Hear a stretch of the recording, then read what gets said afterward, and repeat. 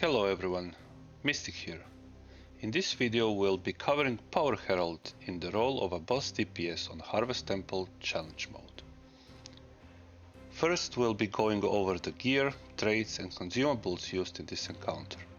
After that, we'll shortly talk about our openers, the general rotation, and finally I will show you a gameplay footage of the actual encounter where I'll be explaining some important stuff that will hopefully make your lives so much more easier while playing this build. Since the Secrets of the Obscure expansion came out, Power Herald became a viable DPS option, not only for Raid and Fractals, but also for Harvest Temple CM, because we finally have access to Greatswords that increases our DPS in comparison to dual swords by a lot. Herald with Greatsword has not the best, but a very solid burst damage that helps a lot while dealing with adds and champions, and if played correctly, the DPS Herald can compete with the best DPS specs in the game on Harvest Temple CM, like Reapers, Vindicators, Soul Beasts and Bladesworns. That all being said, let's start by checking our build. The gear that we are going to be using will be full Berserkers with the exception of the back item, that will be Dragons, because we actually overcap on critical chance otherwise. We are running Dragon Hunter runes, although Scholar is also fine. Plus 5 power stat infusions are a bonus if you have them. For maximum damage output, the weapons of our choosing will be 2 Greatswords. On our main Greatsword we want to run Sigil of the Night and Sigil of Force, while on the other one, usually called a stacking weapon, we'll be running Sigil of the Night and Sigil of Cruelty for gaining more ferocity on kills. Alternatively, we can use Staff as our second stacking weapon, as well as a short bow for more CC, but much less DPS and mobility. If we decide to play with 2 Greatswords, it's recommended to use 2 very different skins. One can be a shiny skin, for example the main weapon, and a non-shiny skin for the second stacking weapon, because it's very easy to forget to swap to the correct weapon at a certain point and therefore lose some DPS. That's why a big difference in weapon visuals can help a player knowing which one they are using. I know mine are both shiny, but I got used to them, so it's not a big problem for me.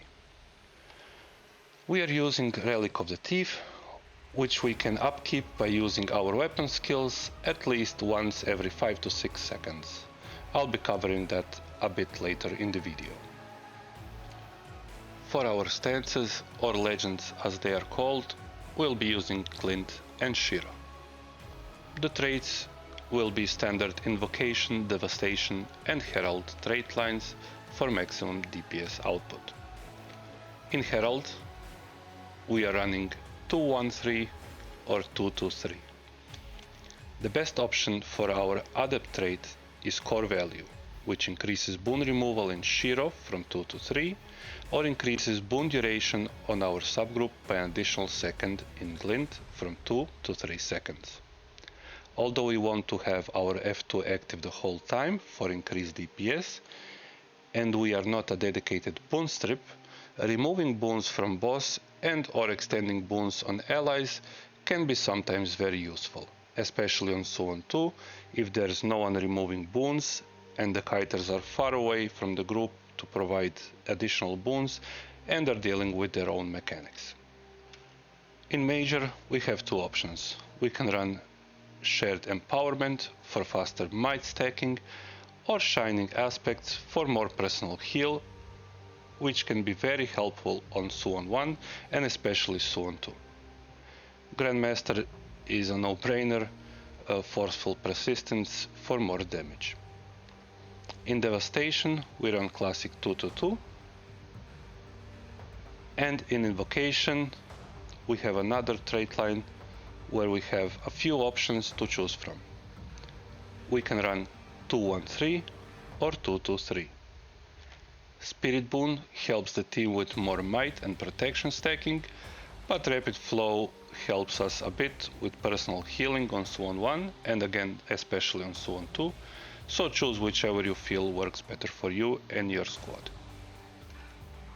For food and utility, we want to use cilantro lime sous vide steak or bowl of sweet and spicy butternut squash soup. And if you're into food swapping, there's also dragon's bread buns. For utility, we are running grids of masterful strength, or as a cheaper alternative, we can also use potent superior sharpening stones. Note that using dragon's bread buns is not recommended for less experienced players, so just stick to cilantro lime sous vide steak or butternut squash soup.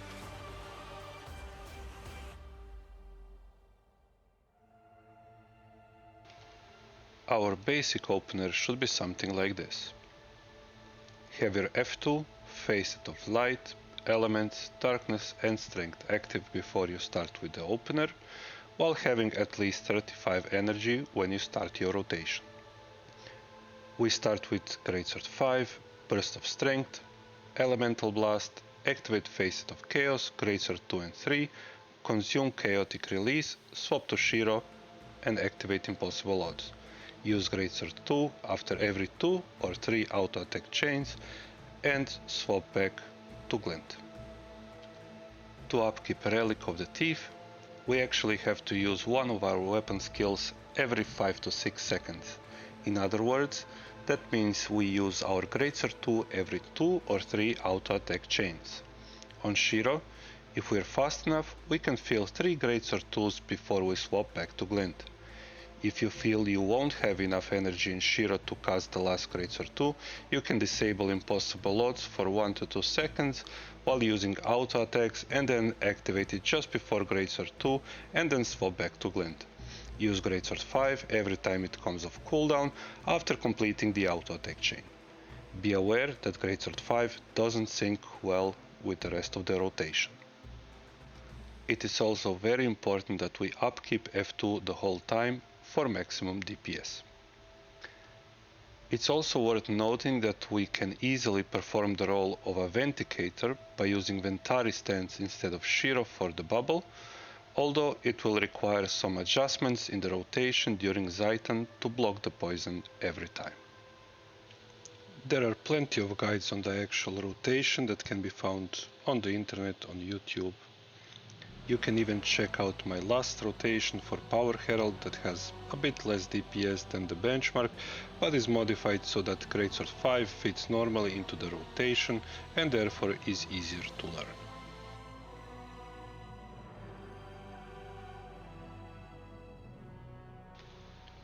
We want to start in Shiro stance and with our stacking weapon. As soon as the mobs spawn, we use our Shiro Elite to get stacks and immediately swap to Glint to provide more boons to the subgroup. Follow the orb and help redirect it, and we won't be using our CC skills if we know CC is going to be strong.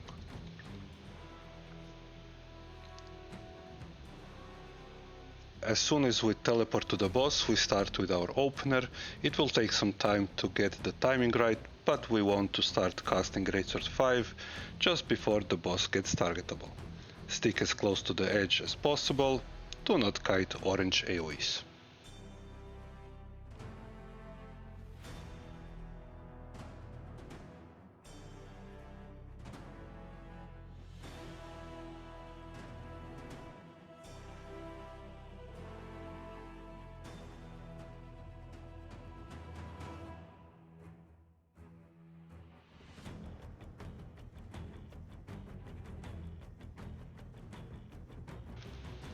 Depending on the group's DPS, we can finish Jormak in either Shiro or Glint. In this case, I finished my rotation in Shiro, and that's where we'll start the next dragon.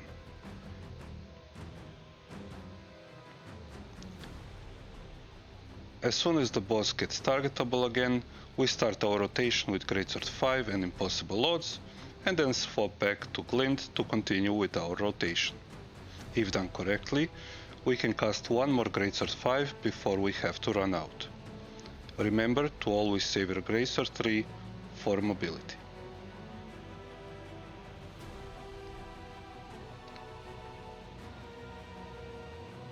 We continue with our normal rotation, And just remember to get inside the hitbox to cast Greatsword 5 every time it is possible.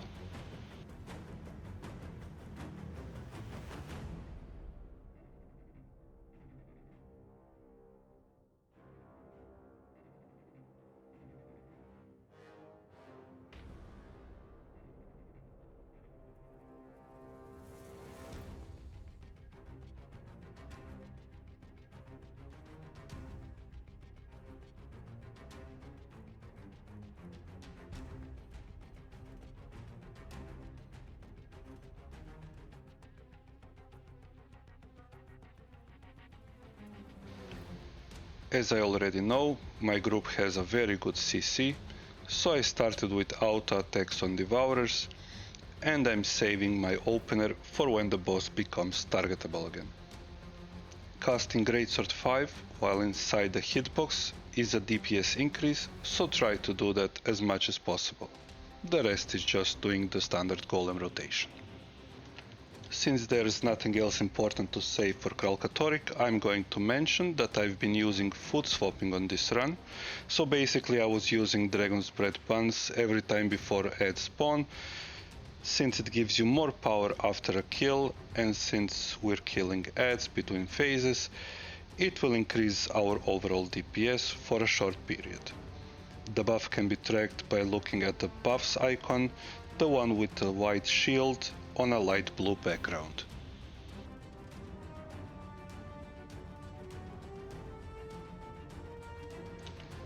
On Timecaster, just use the rotation from either Glint or Shiro, whichever is available at the start. After Timecaster is killed, we want to swap back to Shiro and restore as much energy as possible so we can help out with CC on the orb.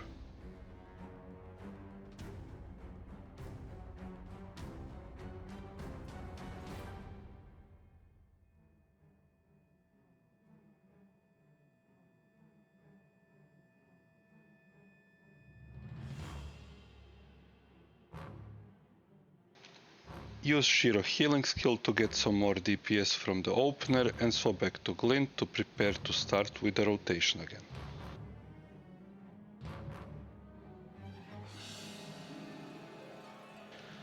On Mordremoth, again, nothing specific to talk about here. Do the normal rotation while jumping over the shockwaves, stay as close to the edge as possible to avoid getting additional orange AoEs in the boss DPS stack.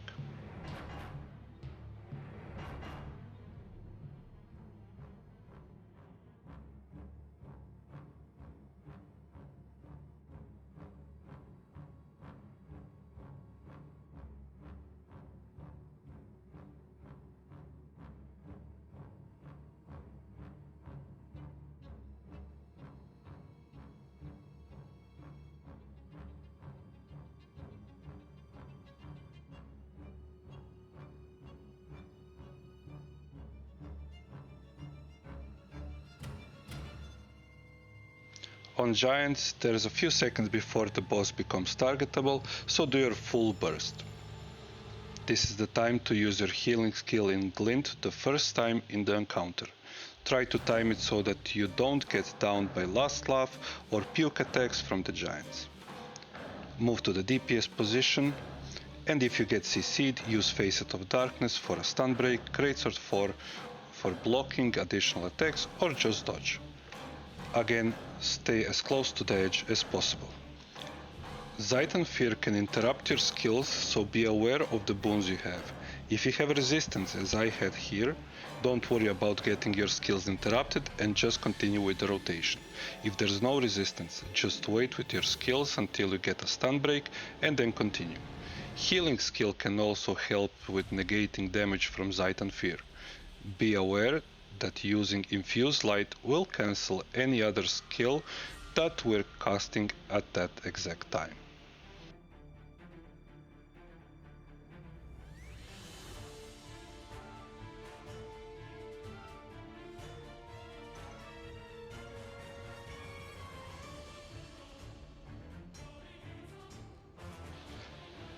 Do the full burst on the Soul Spray, but be aware of positioning while using Greatsword 5.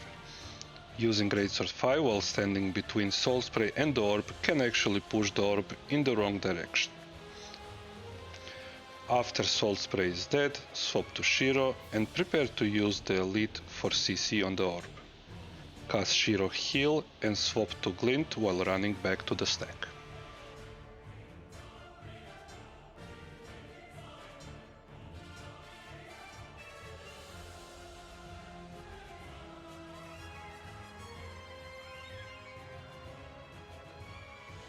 Start with the opener, jump over or dodge through the shockwave into the close green and get back to the boss DPS stack to the edge as fast as possible.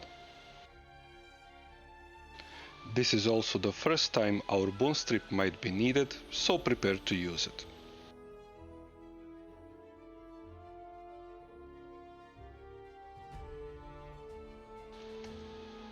Actively evade AoEs and last laughs while doing the rotation.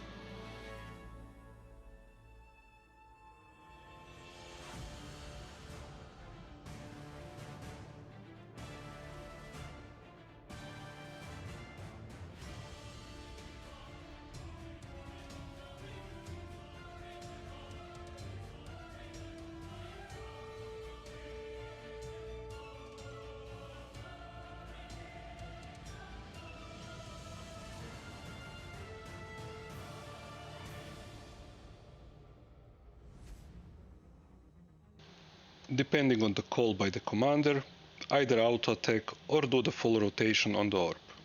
Whatever the case may be, controlling the orb's position is a priority.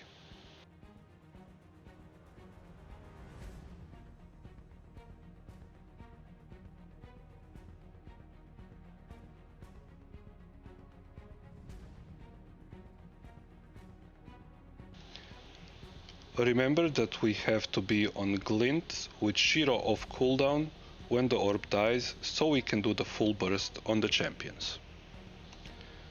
Do the full opener on the champions. When Goliath's second AoE animation is almost ended casting, use the portal and evade the shockwave, go into the green, and after that immediately go to the boss DPS position.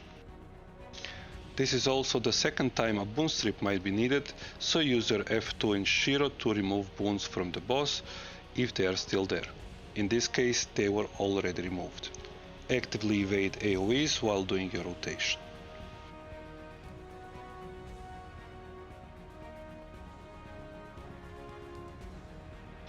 Jump over or dodge through the shockwave and continue with the rotation.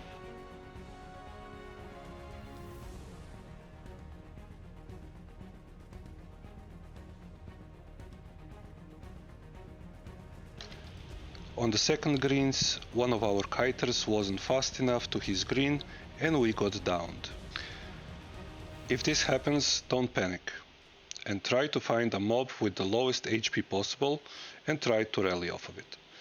We were lucky that there was one just on top of us, so we managed to save the run.